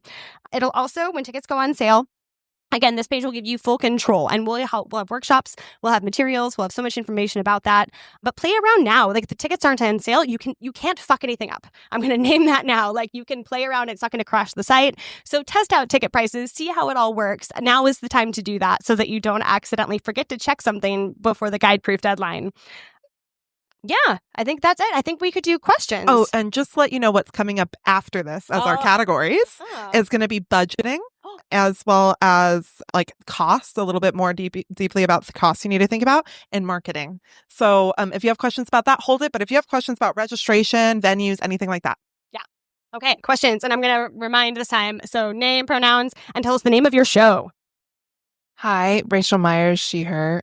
Well, name of the show is actually the question, right? You say everything is editable on the registration page or on your venue page, your show page. Can you change the title up until April 15th? Yes, but don't do it after April 15th because that is what's going to go in the printed guide. But until April 15th, go at it. People do all the time. Yeah. I will note, though, if you're in, if you get awarded the scholarship or the artist, or there's something where we're announcing information, keep that in mind because that will get printed earlier, things like that. Okay. Perfect. Hello. Hi, Brian McKinley, he, him, also a part of the mystery show. It was mentioned earlier, the idea of doing a live stream of the individual performances. Is it possible as a way to create revenue or to offer to people like, family that can't fly in from another state or whatever else? Could we possibly live stream and then monetize that and sell those tickets? Oh, that's how we do it. So with the live stream, and again, this is not, nobody is required to do it. You can do it for one show, you can do it for all the shows, you can do it for none shows. But there is an additional performance that pops up. Your venue will schedule a performance. So the live stream and the in-person performance happen simultaneously on the site, and the tickets are different. So there's two separate performances at the same time and date, but you get to arrange how much the tickets are. Maybe that's, there's extra discount codes or things like that. We often see, for access, right? Not everyone can make it to a theater, but also a lot of Los Angeles residents don't live in don't have family in Los Angeles. So a lot of people will do it for one or two shows for those two reasons. Okay. Something to remember though is that you do need to book your live stream technician. So it is going to have that added cost and also possibly added like tech time in the space to be able to figure out how to live stream in this space, especially if the venue doesn't have a live stream technician they regularly work with. I would really talk to your venues a lot if you're interested in live streaming, because some of our venues are more kind to that than others. Some of them have great internet capabilities. Some of them don't. So if that's something that you're interested in, make sure that's a venue conversation you're having at the forefront. Great. Yes. Thank you. Works. Yep. Hello, my name is Ryan Whitlock. He, they. My production is Much Ado About Nothing, hopefully at the Zephyr Theater, fingers crossed. No pressure, Zephyr. My question, this is my second year doing Fringe, and my question is about encore performances. It's something I didn't know was a possibility last year. Is that something that's handled marketing-wise? Is there support for that through Hollywood Fringe, or is that something we should connect with our theaters about ahead of time? Yeah, with this year, so there's no official program. Like there are awards, like there's certain boundaries or like qualifications that our award partners do. So for the sponsored awards or Discover Fringe Awards, there are certain limitations there. Those are through Fringe. Like that's where you apply directly through Fringe. We are promoting this partnership. And so there's no official program for like encores, but a lot of venues, you build relationships, right? Like you're building a relationship with your venue or other venues in the same way. And so like talk to your venue. There's a lot of venues, or some venues do offer. It's not expected or it's not like for sure, but it definitely happens. And I think it's a great reminder to all of these awards are possible. But you're going to create so many opportunities by just being a cool person, by having a great show and building a network that's going to give you a lot of possibility that we're not even necessarily offering. And just to give some context, people might be like, what is this? What are we talking about? We are not doing any extension performances on our site anymore because it's not something that our staff could handle and promise the ticket sales we could offer in June. Because in June, in May and June, we are on the ground doing so much hustling to get the ticket sales going, and we cannot continue that throughout the year. Fringe is a festival that has to end. That being said, T-shirt. That being said, we do have so many amazing award partners that then step up and they're like, I will work with this artist to continue on their run. And so if you're interested in like what venues might be offering that, it's a good thing to ask your venue. Are you guys considering offering an award at Fringe this year? And you know what? Some of them might not have figured that out yet because it's kind of something that we put together in April and May to kind of solidify. It's really, really important, though, if you're interested in these extended opportunity runs, that you are actually applying for every award that's available to you, because we have so many extended opportunities. There really are a lot, but you have to apply to them and you have to be cognizant. And I'm not saying go hog wild and apply to ones that you're not qualified for, right? Like there's some that are very specific, like that are like, this is only solo shows. This is only ensemble shows. This is only for these, like, I don't know. 60-minute or less. Yeah. Like, so, but I think it's so behooves you to make sure that you're one of the first applicants and that you're going in and being really involved in our industry program, because our idea is that there's going to be two types of Fringe shows, right? There's going to be the show that is just coming here. They just want to get it up. They just want to have the festival experience. And then there's going to be somebody who's coming to the festival maybe for a second, third time, who's like, no, I'm ready to rig the system. I'm ready to get that next opportunity. I am ready to like make my balls out. My suitcase is packed. I'm ready to hit the road. Yeah. And so that's when you really want to dive into that industry program. And so we'll have lots of ways where you can tap in and get really involved this year. Yeah, and I will name too, again, like you're going to create your own opportunities that we can't even like fathom. But additionally, it's going to give you, I think, ideas of like what you can do with your show. So many, like we work with 4 other festivals, Adelaide, Sydney, Denver, and Italia off. And these are like, we do scholarships with award winners that they get to go for free to these festivals, not, pay registration or venue and only cover the flight cost.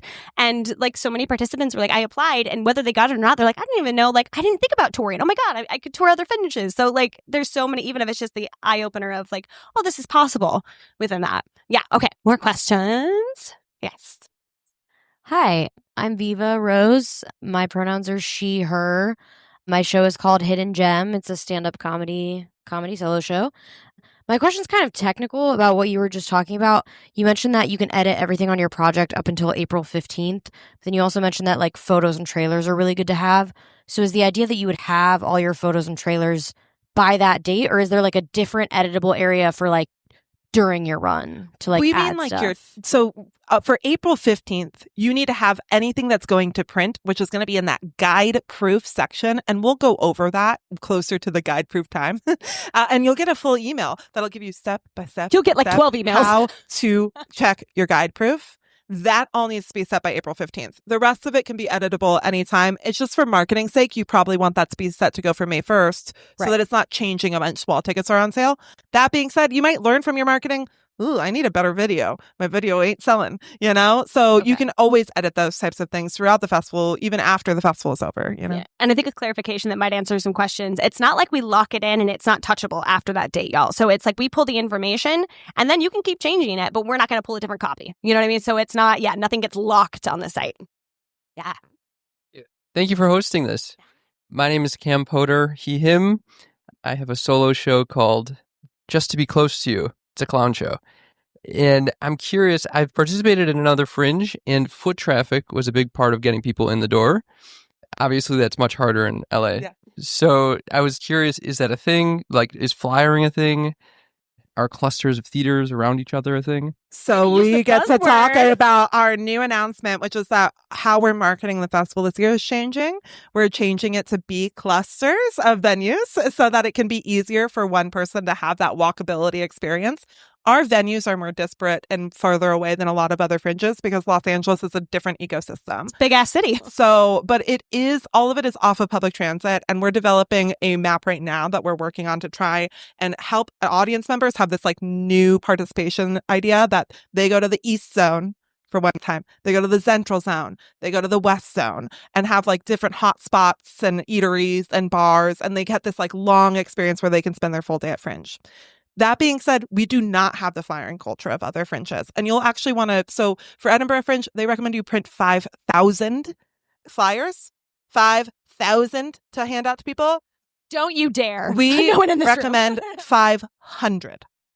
It is not a flyering festival in the same way. That being said, we do have a flyering culture that is more like a business card culture. So yours is going to be more, I'm talking to you about my show. I'm going to hand it to you within that conversation and you're going to remember me and maybe talk to somebody else about it. It's also really common to do that with audiences at our hotspots. So each of our zones is going to have kind of like an artist hub where artists hang out, and we'll advertise that also to our audiences so that they know if they're like, I want to go where the artists are. They're obviously coming there to come and talk to you about your shows. So that's our idea this year. It's brand new. We'll see how it works because it's trying to kind of navigate that problem of we have like these hubs of here in Central Hollywood, and we have them that have not been marketed properly. And so now that we're marketing them properly, we might have a little bit more of that. The one thing that also doesn't exist here, it's really rude to flyer a line of people waiting for another show, where in other Fringes it's not rude, but like here people don't like it. So like you just have to kind of like take in the Los Angeles context, and we'll talk a lot about it at our marketing and ticketing workshop. Although I'm going to name, even in like flyering culture festivals, like the amount, the amount of trash. It is wasteful. I find it to be like horrible for the environment. Like when we walked through Edinburgh, when they were having their chaff strikes, it really like helped us realize how much waste that is causing. Like how much tickets are being purchased by these flyers and how much they're just being thrown on the ground. It was disgusting, you guys. And so it is kind of in some ways a little bit better because you're forming real connections. And hopefully that person, if they come see your show and they're interested in it, will be a lifelong fan, you know, and will support you in future shows. That's our whole goal here, is that you're kind of developing those relationships rather than just selling a quick ticket. Yeah. Quantity over quality, or quality over quantity. Quality over quantity. Yes, always. And note with the clusters that we're talking about, y'all. So this is more of a marketing logistics for the audience. Like this doesn't change your experience outside of like, we'll have some cooler, like additional hotspots and things like that. But no, like nothing changes in the model. This is just something we're trying to build to bring more butts to your seats, you know, because we're not afraid to try something. Yeah. All right. Next question. Yes. I love it, Lois. Hello, I'm Chris Buxton. I'm planning on producing a comedy called What Happens in the Dark. And my question is about, are there any specific dates that are like non-negotiables? For example, I have a wedding to go to out of town for like one weekend in June. Does that mean I can't be a part of the festival? Or is there like any specific dates where it's like, that's non-negotiable, you have to be available? Other than opening night party? No. I actually think request. We want you there. I actually think it's really important that you spread out your experience if you're local to Los Angeles, and you Yes. can really be able to go days between your shows, because it's important that you're seeing shows. So quite often people will take a weekend off, or they will have to do things. That's not going to affect your experience. But what is if you're spending that entire week prepping for the wedding and not coming and experiencing the festival. So just plan ahead and make sure that you're spending as much time on the ground as possible, because it matters in a way that a traditional producing experience might not. Yeah, well, absolutely. Yes. Okay, someone here. Yeah, I'm getting that. Like, when I was a kid, I wanted to be a talk show host, and I think I'm living my dream. I'm so I know excited, you like, the get Drew Barrymore thing. she I'm volunteers loving every that. time. I saw a hand. Does someone have a hand up over here? Well, okay, I'm doing great at this. All right.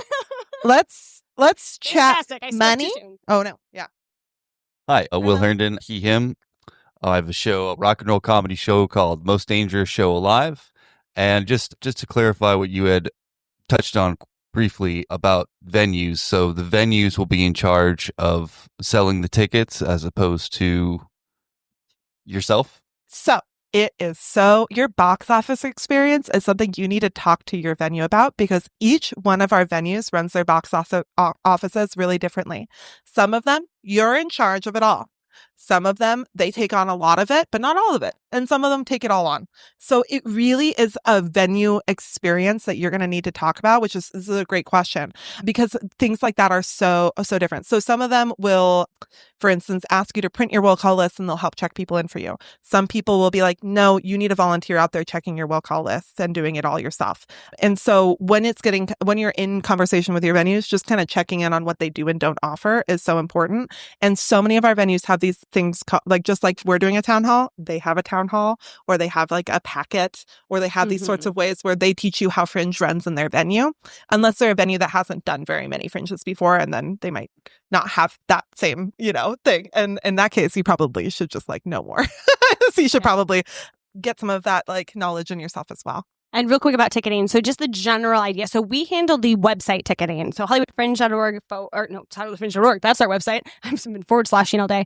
We handle all of those online sales. They're up online. You have also a lot of controls. You can shut down sales if you're like, you know what, I need to save some room for industry. You'll have all of that control. We will handle the back and forth of your audience though. And there's a cutoff, 24 hours before your show starts, we will not refund. But in a world of post-COVID, we will refund prior to that, or switch it to, or not refund, but switch a ticket to an upcoming performance.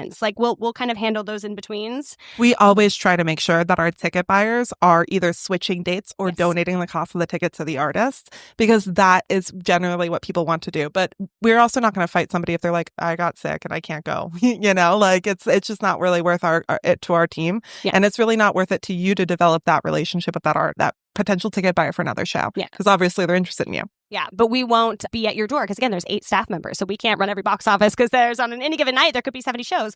So that's where you kind of take over in that in-person experience, or perhaps your venue takes over in that in-person experience. But you can choose when ticket sales shut off on the website. So you don't even have to deal with a cash box. If you're supposed to be running your own box office and you're like, fuck a cash box, screw Square, I don't want a Venmo code, you can have your online ticket sales go right up until the bitter end and just put 0 until shut off. And that's going to be the automatic state of the website. So you have to change it if you want to be able to print your Rook Eye. And I thought you'd like that, Jen. Yeah. So you can change it if you're like, I want to print it. I want to, go about this really thoughtfully. You can print it 2 hours ahead of time. Just shut off your ticket sales, things like that. So if you don't want to have to deal at all, people can just order from the website. In our festival expectations town hall and workshop, we go over box office, and we go over some best tips on how to handle having cash on hand and those types of things. So if you're like, I need to think about this now, don't worry. You'll think about this in May. This is the broad, so that you can kind of get your ducks lined up, not in a row anywhere, but get all your ducks in the same room. We're getting the ducks in the room. Yeah. Speaking about planning ahead, let's talk about what costs you should really be thinking about. Our budgeting and fundraising panel is going to go so in detail of every little line you need to think about. And we're actually starting out with a sample budget and talking about the different ways to budget within that and how to work Excel and that kind of stuff. So it'll be really nerdy and fun. So if you're a little overwhelmed by what I'm saying now, come to that. But the big costs that you're really going to want to think about, registration fee. So that's $300, $175, or $50. Your venue rental, That's going to be probably your biggest expense. And that's something that you're going to want to work out as soon as possible, which is why it's so important for you to be shopping around and talking to people now. Your production fees. So say you're paying people on your team, say you want to live stream, say you want to have a set, say you want to have these sorts of things. You're going to need people to do these things, and you're going to need to buy things in order to make them happen on the stage. You're going to have to think about things like costumes and props. But the fun thing about Fringes is that this could be a costume. Nobody is expecting the Pantages. Nobody is expecting giant light cues. And actually, you probably shouldn't think about that because a lot of our venues can accommodate it. It is really supposed to be a stripped down version of your show that you then take on to bigger and greener pastures, right? So this is the bare kind of minimum that you're going to want to start to think about. And you're going to want to think about how to be really thoughtful and make some really exciting artistic choices. And because these challenges are going to come up where you're like, I want this big vision. So how do you do that in a smaller place, right? You're going to want to think about marketing fees. Some people spend $0 on marketing. Some people spend $1,000 on marketing. You can spend an unlimited amount on marketing. It's going to be so important for you to understand how you like to work, what age your audience is, how they work, and be able to come to our marketing and ticketing workshop where we have people of different ages, experiences, and genres talking about how they do it. Because it's so different. Marketing is one of the hardest things to talk about because it's personal. And you're going to learn what works for you through this process, and you're going to find your way to do it, okay? It sounds really overwhelming right now because there are a million ways to do this. So start to think about if you're a social media person heavy and you're going to do social media advertising, put that in your budget. If you're you know what? I am an older person and I have a great community in this community group, and I know that they have a program that goes out, and I'm going to do a little program at it, $250, to just tell my community and remind them that I have a show coming up without me having to tell them all individually. Might be a good idea, right? So you're going to start to think about these things in your life, the people you will already be inviting to your show, and then how to kind of get that community around them through your marketing budget. And we have a whole workshop about it, but this is what you want to think about when it comes to money. Budgeting. You're going to set 3 different types of prices. You're going to have your regular price. That's going to be somebody who picked up the Hollywood Fringe Guide. They opened it up because they wanted to find a show that was about $15, and they go to the website and they purchase a ticket at a regular ticket price. You're going to have your participant price. You set your participant price, and that is anybody who's attached to any project page that's current at the festival will get that rate. So it's a great way for you to be able to have a $5 artist ticket. Something that you can make sure that your fellow artists feel supported. And another great way to make sure that your fellow artists feel supported is through this thing called comp swapping, which is where you will comp them to your show, they comp you to their show, right? So these are these kinds of ways that you can be community oriented. You're going to have your community price, and that's going to be automatically $1 off. And that's anybody who bought a button. So the Hollywood Fringe button, every participant gets one, but they get the participant price. But then we also have these community buttons, and those are people who are seeing lots and lots and lots and lots of shows and go to a lot of our things, and they automatically get $1 off to all these shows. Give anyone a badge and they will really dive in. Some other types of tickets that you're going to want to think about. We have membership program, this membership program that 25% of the fees goes into our artist fund. That program for our members, we have about 60, we're hoping to have 100 this year, of people who get access to a discount list of shows. These are people that usually see between 10 to 15 shows. And we have an ask for artists that want to give tickets to members with $5 off. We have this form that you fill out. You create the discount code that we tell you to create. We tell you how to create it, and you automatically give people $5 off. You can put that as a ticket price inside there.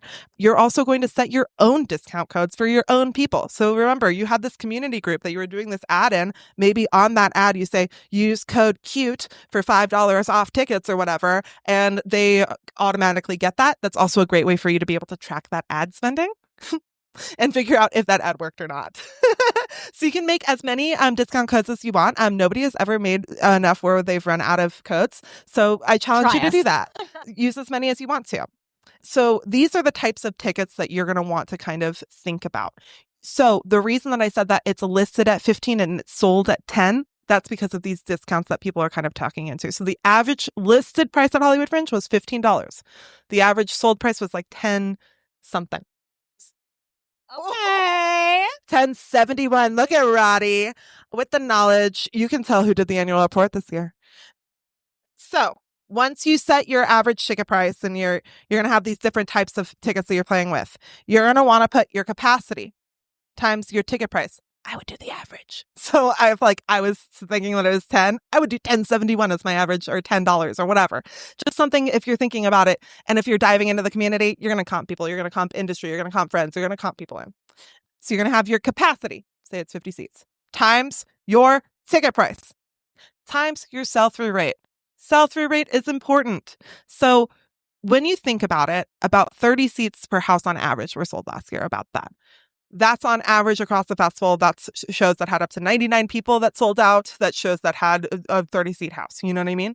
You need to think about your house that you know you can sell. You're going to book that room. So you're going to book, if you're booking a theater that has 70 seats, you're confident you can sell 70 seats. I saw a lot of eyes go wide there. Now, the thought here is you don't budget at 70 seats. You budget at your sell-through rate, which is 40, 50, and 60%. So you do 3 budgets. You do one where your sell-through rate is at 40%. You do one where your sell-through rate is at 50%. And you do one where your sell-through rate is at 60% of the house. And that is your budget. That is how you create what you're going to get out of ticket sales. And then you don't get disappointed when you don't get more than that, right? Because the whole idea is that you budget under so that you can be surprised. We do this, so the same thing. And then you go, oh, thank God. So even when you fuck up, you have that 40%er right there. And you're like, at least I knew that this was the worst I could do. Cushion, add in that cushion. And I'm telling you, if you're here right now and you're dedicated, that's the worst you can do. Okay. So you just have to try really hard. And that's the worst you can do. It's confusing and crazy. Okay. So you're going to, so this is your, if you do your capacity times your ticket price, average, times your sell-through rate, these 3 things, that is going to be your nightly gross. So that's going to be the nightly gross of ticket sales for each night of your performances. From there, you're going to do your nightly gross times the number of performances equals plus your donated income if you are fundraising. And that is going to equal your total gross, or your total budget that you can spend on this production. Okay. Your ticket sales come to you 2 days after the festival or a day after the festival. We email you. We're like, hey, here's how to request your check. You request your check. It takes 2 weeks to come because the USPS sucks. Yeah. I love the USPS and I don't want it to go away. But also it's super Snails. underfunded. And Molasses. there's snails. So you're going to want to remember, you're not going to have these ticket sales until 2 weeks after the festival, even if you're like on it. And let me tell you, you're not going to be on it. I love you guys, but none of you guys do what we ask you to 2 days of their festival. You're tired. You're frustrated. You're spent. So just remember, like, this is coming back to you. A lot of people use that to like reimburse themselves into their next production. Right? So a lot of people are like, I'm going to put this money back into my theater company and I'm going to keep creating. And then some people are like, I just needed to do this one show and this is giving me the money back that I needed in my savings account, right? Depends on what type of person you are, what type of production you are. You want to fill these gaps with something like a Kickstarter, an Indiegogo, a fundraiser. You want to talk to your parents and you want to be like, hi, if they have money. I really am interested in doing this show, and I would really, really appreciate if you could help me with this opportunity. You know, you're going to talk to leaders in your community that might have connections to things that you don't know about. Arts grants don't exist. They just don't. I've talked to people all of the time about individual artist funding. It is something we as a community need to advocate for because it does not exist. There's one program through the city that they just started, and it's not for early career artists. It is for established artists. It does not exist. You have to self-produce in this economy. It's stupid. It's not fair. It is not good for our economy. It is not good for our artists. It is not good for our venues. It is not good for Fringe. But it is the truth of what we're in this reality of right now. And so we have these ways that people have found success regardless. And we believe in your work. We believe that your work is important. I think that you guys do if you're here. So, or I hope you don't do. get on it because you're going to need that belief. Yeah, as you go and through. exactly. That's exactly what I was going to say. So it is really, really important that you are sitting here being like, this matters and I'm going to put this through no matter what. But also know that if you work with us, you're not going to fail. We're not going to see you just completely lose you don't need to put $10,000 into your Fringe production, but $10,000, whatever. You know what I mean? That's the Edinburgh Fringe budget. Ours is about half. You know what I mean? A lot of people have spent between $2,500 and $5,000. And there are sample budgets and more will be added if you go to hollywoodfringe.org/budgets. We're almost done with it, but we have to do it this week because we've been pretty busy launching registration. But before the budgeting panel, we're going to have a budget and then a budget from like 6 different types of productions, from solo shows all the way up to big musicals at different venues. So you can just kind of get a price point to kind of start to play around. We have past budgets up right now from 2022. If you go to if you Google Hollywood Fringe budget. Yeah, it is /budgets. Well, there's a hot tip. I wish there was a ding, ding, ding.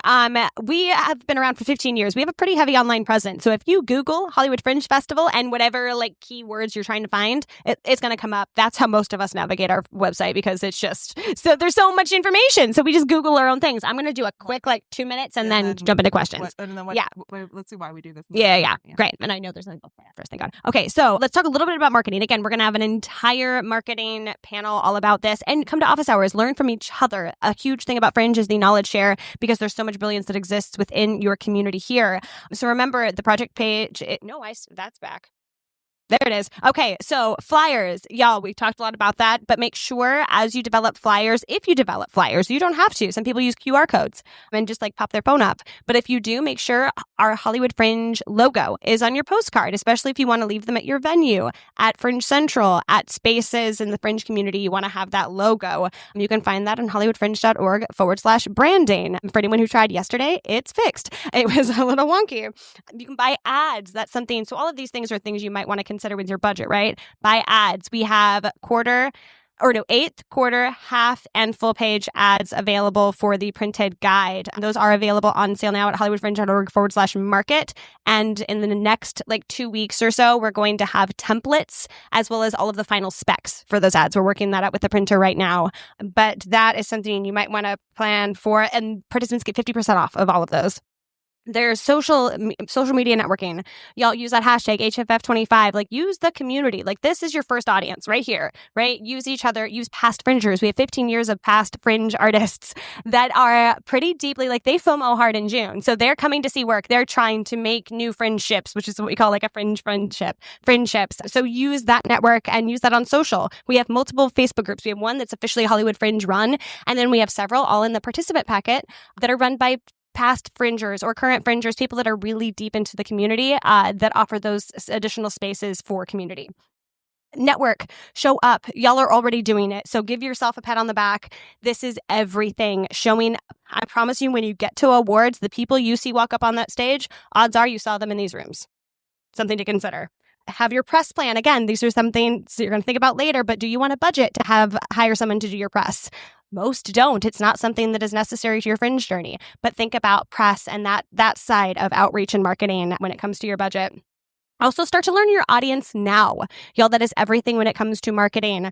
Try to make sure you are, is your show about food? Well, then you have a whole audience that in the food culture and the foodies, that it's not necessarily the same audience as other Fringe shows. So start to find out and ask each other as you're pitching to each other at office hours. Start to learn who your show is vibing with and start to focus your marketing efforts on those communities. Do you want to add something? No. Oh, we're almost done. Remember, we have a whole workshop all about this. So we're going to wrap up with just a quick, why the hell we do this, to remind you what this community is all about. Community. We do this for each other. Yeah, if it was a drinking game, it would be so dangerous because community is such a big part of it. To cross-pollinate our audiences and build new ones. That is huge for us. You are sharing audiences and growing your show's audience. It's a producer's training ground. The entire timeline and events kind of helps you through learning that process. And it's also a culture of cooperation and supportiveness and mutual appreciation in the arts. Yeah. And it's important. Everyone in the room is a player. Y'all, every show is important and has value. And it is the Fringe was started in Hollywood specifically because there was a ton of theater. I know, it's not a theater town according to some, but it is a fucking theater town. And there's theater happening all over, but there was no one place for everyone to join together. So there wasn't strength in LA theater, right? And so that was why the founders made Hollywood Fringe, is they wanted a sense of community within the theater world. So that's huge for us. Lastly, it's a summer camp for artists. You get to fully immerse yourself in what you love for an entire month, and actually for 4 months as you're kind of leading up. It's happening. You have a reason to do what you do. You know, there's so many reasons you like open up a page and you're like, I have no reason to do this. Now you have a reason. It's a driving force in making something that matters to you. Yeah, right. It's a timeline. A lot of people say that all the time. Okay, y'all, that we're going to stop talking at you and do one last round of questions. First, really quick, I want to get the live stream to make sure if there's anyone on the live stream. And we only have 7 minutes. So if we No questions, right? cut off questions early, we'll be outside and we can talk to you guys outside 1-to-1 as well. So if you're like, this is more personal to me, we'll be outside. Yeah, and we can talk to you. 100%. And what's the email? Support at HollywoodFringe.org. Oh, okay. I saw a question here and then I'll come up here. Okay, hello all. My name's Taylor. My show is called Vampire vs. Autism, one-man physical dance theater show. So exciting. My question's about like scheduling and stuff with those office hours. That's on the schedule page, right? Or did I hallucinate and not see that? Yeah, hollywoodfringe.org/events, all the way at the bottom. Okay, cool. That's all. Other questions? Sorry, I'm walking right in front of the stream. Sorry. I can't help but ask this question. The gentleman over there said he has a show, What Happens at Night in the Dark. How can you see it? But I love it. Right there, my friend. And then we'll get you.